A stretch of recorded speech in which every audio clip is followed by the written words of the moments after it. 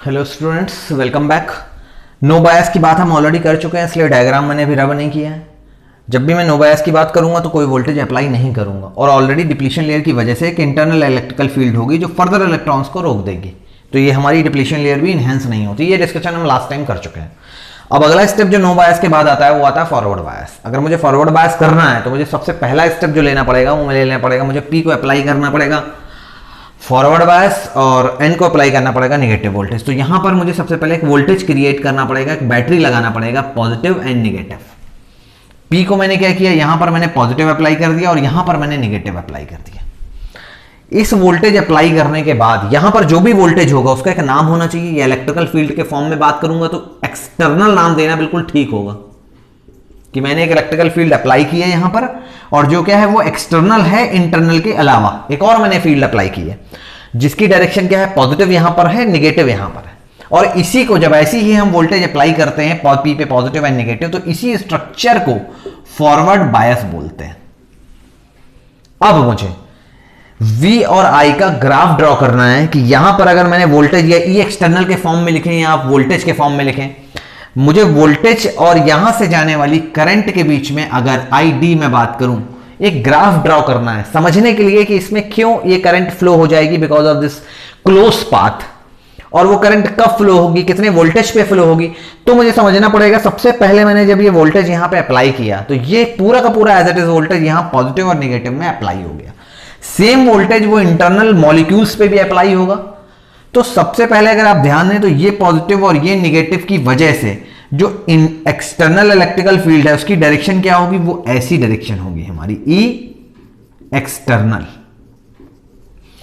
Internal वाली field क्या थी, एन से पी की तरफ थी, लेकिन एक्सटर्नल वाली फील्ड क्या है, पी से एन की तरफ है। पहली बात तो अब ये वाली फील्ड इस पे फोर्स करेगी, क्या इन आयंस पे भी इसका इंप्रेशन होगा, ये एक्सटर्नल जो फील्ड अप्लाई हुई है। तो आंसर इज यस। सबसे पहले जो ये डिप्लीशन लेयर एक बैरियर की तरह काम कर रहा था इलेक्ट्रॉन्स को फर्दर मूवमेंट कराने के लिए, उस बैरियर को एक्सटर्नल फील्ड जो हमने अप्लाई किया सबसे पहले उस बैरियर को ब्रेक करेगा। ब्रेक कैसे करेगा, एक्सटर्नल फील्ड की डायरेक्शन है पी से एन, और जिस डायरेक्शन में इलेक्ट्रिकल फील्ड होती है पॉजिटिव आयंस पे उसी डायरेक्शन में फोर्स लगता है। तो अगर मैं बात करूं कि ये मेरी एक्सटर्नल फील्ड है, इस एक्सटर्नल फील्ड की वजह से ये पॉजिटिव आयंस है, इन पे फोर्स कहां लगेगा, तो मैं बोलूंगा इस डायरेक्शन में लगेगा, पी से एन की तरफ। और जितने भी मेरे नेगेटिव आयंस है ये यहां पर फोर्स कहां लगेगा, यहां पे एन से पी की तरफ फोर्स लगेगा। तो इस टोटल की वजह से एक करंट प्रोड्यूस होगी जो पी से एन की तरफ जाएगी, लेकिन वो करंट किसकी वजह से होगी, इस आयंस के ब्रेक होने की वजह से होगी। तो अगर मैं सिंपल एक VI कैरेक्टरिस्टिक का ग्राफ ड्रॉ करना चाहता हूं और अंडरस्टैंड करना चाहता हूं कि ये मेरा डायोड का वोल्टेज है और ये मेरी ID करंट है, तो मैंने जीरो से जैसे जैसे ये एक्सटर्नल फील्ड को मैं बढ़ाता जाऊंगा, ये मेरा ओरिजिन है, जीरो से जैसे जैसे मैं एक्सटर्नल फील्ड को बढ़ाना जाऊंगा मुझे एक बहुत मिनिमम सी करंट मिलेगी, because voltage applicable voltage is very less at that particular time, very one और टू और few ions will go from P to N and because of that current exist. तो वो करंट क्या होगी, बहुत कम होगी। But जैसे जैसे ये वोल्टेज की वैल्यू में बढ़ाता जाऊंगा एक लेवल आएगा जब ये सारे के सारे जो आयंस हैं, ये सारे के सारे पॉजिटिव आयंस P से N की तरफ फ्लो करेंगे और सारे के सारे ये नेगेटिव आयन जो डिप्लीशन लेयर में है वो N से P की तरफ फ्लो करेंगे, और वो होगा मेरा cut in point. I can say कि that is my cut in voltage. जो सिलिकॉन की अगर मैं बात करूं तो सिलिकॉन में कट इन वोल्टेज 0.5 होता है। वहां पे आने के बाद ये मुझे ऐसा मिलता है। ये 0.5 पे ही क्यों मिलता है, इसका अगर मैं आंसर दूं तो बोलूंगा it is a depend on the manufacturing process. अगर वो बदल देंगे तो स्ट्रक्चर हो सकता है हमारी VI कैरेक्टरिस्टिक से बदल जाए, बट हम ये स्टैंडर्ड VI कैरेक्टरिस्टिक पढ़ते हैं स्टैंडर्ड डायोड के लिए। तो अब यहां 0.5 आने के बाद आपकी ये सारे के सारे डिप्लीशन लेयर के पॉजिटिव और नेगेटिव आयंस ये यहां से हट चुके हैं। तो अगर ये पॉजिटिव आयन नेगेटिव आयंस यहां से नहीं है तो यहां पर फिर कैसा स्ट्रक्चर आपको सामने दिखेगा, कुछ ऐसा स्ट्रक्चर आपको दिखेगा। यहां पर कोई ना तो पॉजिटिव आयन बचा डिप्लीशन लेयर का, ना नेगेटिव आयन बचा, कोई भी पॉजिटिव या नेगेटिव आयंस यहां पर नहीं है। तो ये जो स्ट्रक्चर पहले N की थी बिल्कुल वैसा ही कुछ स्ट्रक्चर हमारा यहां बन जाएगा। ये positive ions electron, positive ion electron, ये पॉजिटिव आयंस इलेक्ट्रॉन, और यहां पर हमारे नेगेटिव आयंस होल, कुछ ऐसा स्ट्रक्चर हमें दिखने लगेगा, क्योंकि डिप्लीशन लेयर पूरी तरह से हट चुकी है। जब डिप्लीशन लेयर हट चुकी है तो अगर मैं बात करूं आपसे इस टाइम पे ये इंटरनल फील्ड जो है उसकी वैल्यू क्या होगी, तो मैं बोलूंगा इंटरनल फील्ड की वैल्यू 0 होगी। जब इंटरनल फील्ड की वैल्यू 0 हो तो इंटरनल फील्ड की लगने वाला फोर्स, इंटरनल फील्ड की वजह से लगने वाला फोर्स, उसकी वैल्यू भी 0 होगी। Means depletion layer, internal field और इंटरनल फोर्स, इन तीनों का पूरा एग्जिस्टेंस यहां से खत्म हो गया है। अब किसका एग्जिस्टेंस है? ओनली ऑन ओनली अब एग्जिस्टेंस किसका है? सिर्फ ये एक्सटर्नल फील्ड का एग्जिस्टेंस है, एक्सटर्नल फील्ड का एग्जिस्टेंस है और ये एक्सटर्नल फोर्स का एग्जिस्टेंस है। ये कब हुआ? जब हम कट इन वोल्टेज के बाद की बात करेंगे।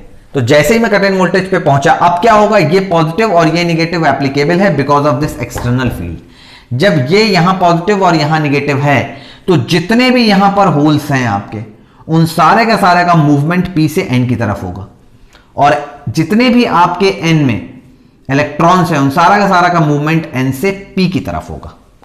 यहां पर एक क्वेश्चन माइंड में आना चाहिए स्टूडेंट के कि सर जब इलेक्ट्रॉन्स यहां से यहां आएंगे तो क्या वो सारे के सारे इलेक्ट्रॉन्स यहां आके होल्स से रिकंबाइन हो जाएंगे जैसे कि पहले हुआ था? तो आंसर है नो। जब हम फॉरवर्ड बायस लगा देते हैं, फॉरवर्ड बायस में लगाने के बाद आपकी रिकॉम्बिनेशन की प्रोसेस नहीं अकर करती। प्रोसेस कौन सी अकर करती है? कंडक्शन।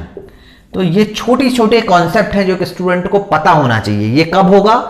फॉरवर्ड बायस के टाइम इलेक्ट्रॉन क्या हो रहे हैं? N से P की तरफ आ रहे हैं और होल्स P से N की तरफ जा रहे हैं। लेकिन ये प्रोसेस क्या होगी? ये रिकॉम्बिनेशन की प्रोसेस नहीं होगी, ये कंडक्शन की प्रोसेस है। अब स्टूडेंट बोलेगा sir what is the difference between recombination and conduction? तो इसके बारे में मैं फिर एनर्जी बैंड डायग्राम के बारे में बात करूंगा कि ये दो एनर्जी बैंड डायग्राम बनाए हैं मैंने। देखो, एक बनाया है P का और एक सपोज करो N का। ये मेरा कंडक्शन बैंड है और ये मेरा वैलेंस बैंड है। यहां पर इलेक्ट्रॉन्स हैं, यहां पर होल्स हैं, यहां पर होल्स हैं और यहां पर भी इलेक्ट्रॉन्स हैं। ऐसा भी हो सकता है कि यहां पर वैलेंस बैंड में इलेक्ट्रॉन हो और यहां पर भी कुछ होल्स हो। It is possible. जब आपके यहां से इलेक्ट्रॉन ये N टाइप में ये इलेक्ट्रॉन कंडक्शन बैंड से दूसरे कंडक्शन बैंड में ट्रेवल करते हैं, one conduction band to another conduction band, that is called your conduction process. मैं लिख देता हूं यहां conduction band to conduction band. और आपको याद दिलाने के लिए मैं यहां पे रिकॉम्बिनेशन का प्रोसेस भी लिख देता हूं। रिकॉम्बिनेशन में एक स्टूडेंट को क्या दिमाग में रहना चाहिए अगर कभी इंटरव्यू पॉइंट ऑफ व्यू से पूछा गया, इंटरव्यू पॉइंट ऑफ व्यू से पूछा गया तो रिकॉम्बिनेशन मींस जब आपका जो इलेक्ट्रॉन है वो कहां से कंडक्शन बैंड से कहां चला जाता है? वैलेंस बैंड में चला जाता है, और वैलेंस बैंड में जाने के बाद इलेक्ट्रॉन होल पेयर लॉस हो जाता है। That is called the process of recombination. But here यहां कोई इलेक्ट्रॉन लॉस नहीं हो रहा, ना तो इलेक्ट्रॉन कंडक्शन बैंड से वैलेंस बैंड में जा रहा है। इलेक्ट्रॉन क्या कर रहा है? Conduction band to conduction band transfer हो रहा है। तो that is called the process of conduction. तो जब आप फॉरवर्ड बायस लगाते हैं तो 0.5 तक तो ये डिप्लीशन लेयर को खत्म करता है, और कट इन वोल्टेज के बाद huge number of holes will travel from P to N and huge number of electron travel from N to N, and this is the whole process called as conduction। और ये number of electrons कितने होते हैं? बहुत ज्यादा होते हैं। Because of this majority में होते हैं यहां पर होल्स और मेजॉरिटी में इलेक्ट्रॉन्स होते हैं। तो एक ह्यूज सडन करंट हमें मिलती है। तो अगर 0.5 के बाद आप ग्राफ देखोगे तो जनरली बुक्स में जो ग्राफ दिया होता है वो ऐसे दिया होता है, और वो बोलते हैं ये ग्राफ कैसा है? एक्सपोनेंशियल है। एक्सपोनेंशियल क्यों बोलते हैं इसको? क्योंकि सडनली बहुत ज्यादा चेंज हो रहा है। थोड़ा सा वोल्टेज आपने 0.5 के बाद बढ़ाया, ये मेरा 0.5 वोल्टेज था, और थोड़ा सा वोल्टेज आपने बढ़ाया तो क्या हुआ? ये सडनली बहुत ज्यादा चेंज हो गया। और डायोड का जो हम डायोड वोल्टेज लेते हैं वो 0.7 लेते हैं, और उसकी डायोड की जो यहां पर करंट लेते हैं वो हम रेटेड करंट मानते हैं कि रेटेड करंट जो 0.7 पे मिलेगी हम उसको रेटेड करंट मानते हैं। तो ये आपका आई का सडन 0.5 के बाद ये जो एक्सपोनेंशियल ग्रोथ हो रही है वो क्यों हो रही है? क्योंकि ये बैरियर नहीं है अब यहां पर, और huge number of holes and huge number of electrons are travelling because of this voltage and because of this conduction process. तो ये जो छोटा सा कॉन्सेप्ट आपको है कि यहां पर रिकॉम्बिनेशन नहीं होता, कंडक्शन होता है। कंडक्शन क्या है कि conduction band to conduction band electron जाते हैं। ये आपको आइडिया फॉरवर्ड बायस में होना चाहिए। उसके बाद ये ग्राफ की बात मैं VI कैरेक्टरिस्टिक्स की बात डिटेल में करूंगा। नेक्स्ट स्टेप में मैं रिवर्स बायस की बात करूंगा।